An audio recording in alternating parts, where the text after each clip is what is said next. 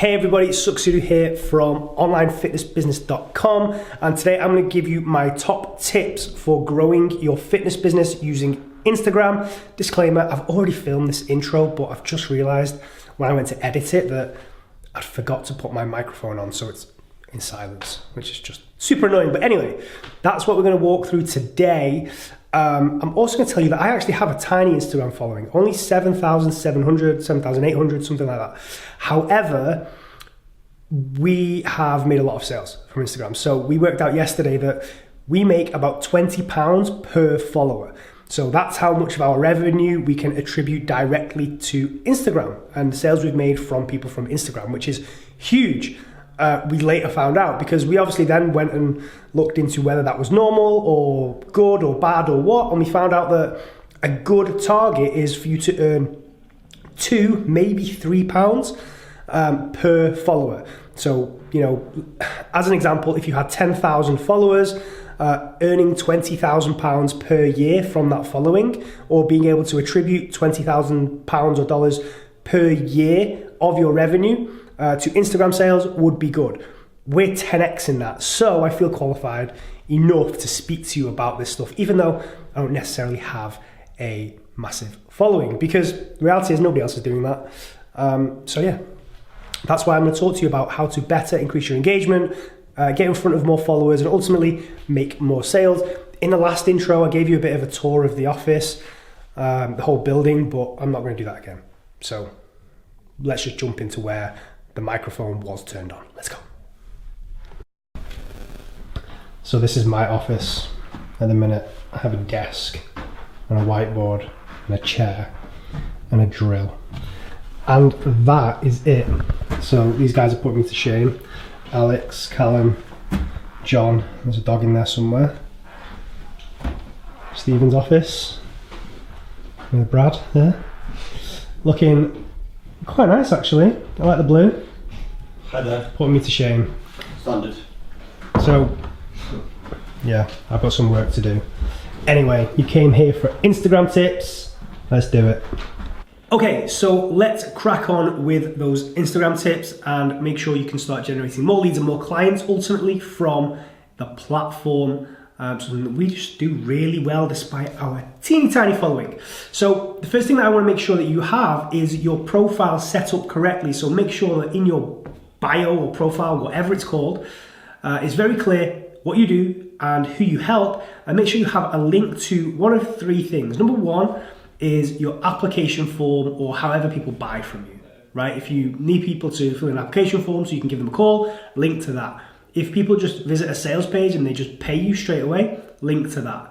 So that's like a combined first option. The next option is to a landing page where somebody can give you their email address in exchange for something of value, because that means that in our content we can regularly push people to these places, right? So we can regularly say in our stories, if you need more help than this, click link in my bio, fill in the form, and we can have a chat. Or click link in my bio, enter your details, and I'll send you exclusive content, or you can get my free ebook that goes into this in more detail, right? So there's the first two places. Application form / sales mechanism, whatever it may be, a free thing that you can give them in exchange for their data. And then the third thing is to other content, right? So if you produce YouTube videos like this one, for example, articles, whatever it may be, it's good practice to start spreading your web, right, across the internet and directing people to other places where you create content, because the more different places that they consume your content, the more affinity they will have with you and your brand. So there's no harm in doing that. You won't necessarily generate more conversions from doing that because you aren't directly sending them to a place to convert into a lead or a client, but it's effective in growing that relationship with that person. So that's the first thing that I want you to do. The second thing is to post daily on your feed, and this is important to begin with. It's more important when you first start creating content to be prolific, because by being prolific, you will learn about what works best. Don't try and be perfect. If you try to be perfect, you will never discover what that is. One, because it doesn't exist.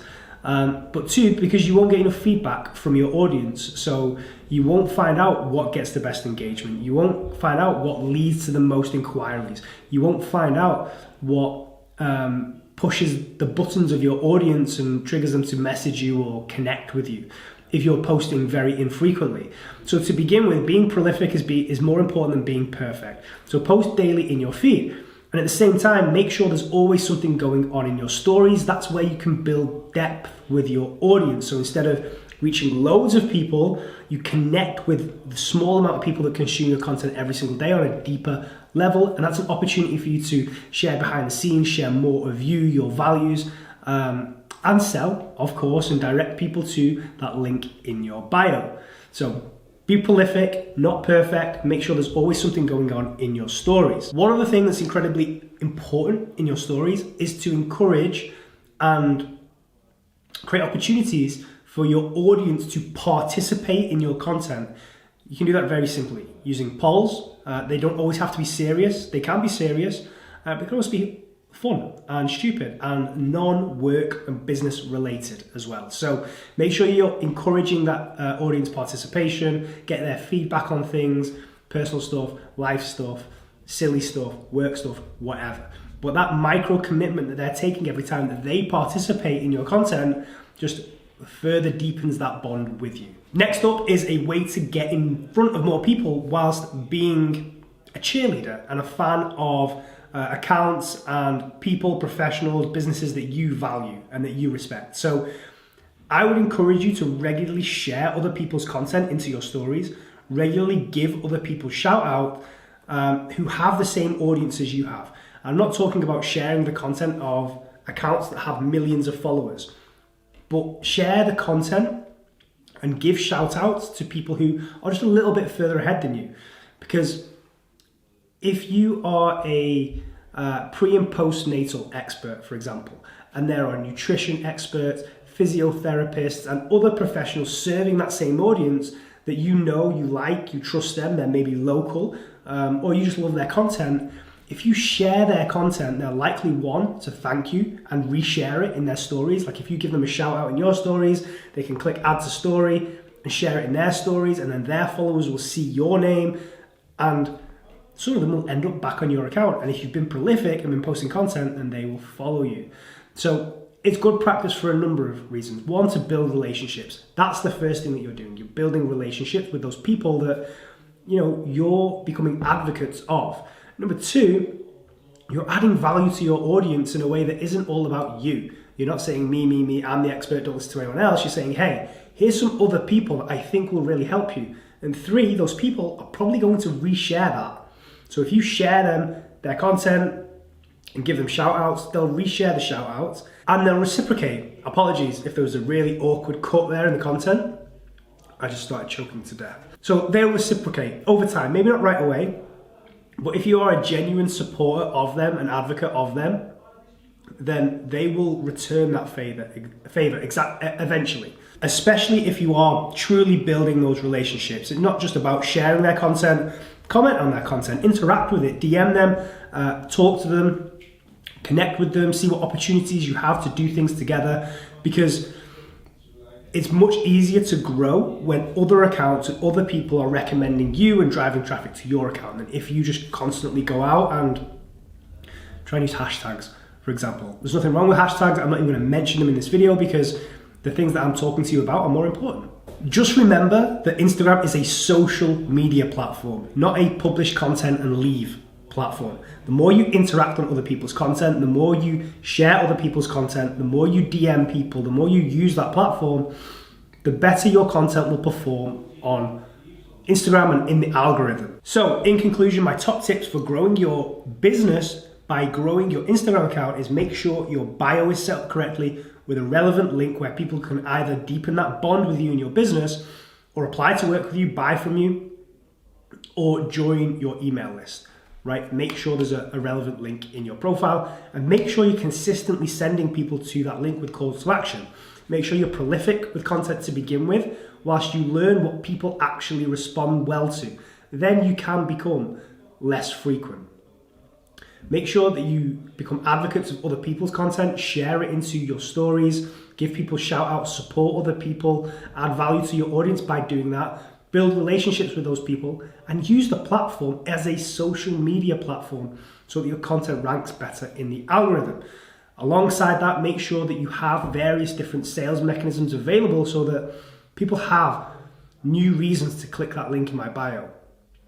If all you're doing over and over again is saying, DM me for more info, or click the link in my bio for more info, your audience will become numb to it. So figure out different ways you can add value, or they can go and get value by clicking that link in your bio, whether it's a new free training, a new YouTube video, a new ebook, a new free challenge, a new program, a new article. Give people reasons to click that link regularly and buy from you. I'm not going to lie, I've been choking throughout most of this video. Hopefully you got some value from it. If you just do those things that I've mentioned in this video, you're going to get more followers. If you regularly make calls to action, you're going to get more leads. You're probably going to get some more clients too, as long as you have a good sales process in place. I'm going to go now. I don't really know how to sign off this video, other than saying don't forget to subscribe to this video. No, don't forget to subscribe to this channel, and comment below with any questions that you have about Instagram. Bye for now.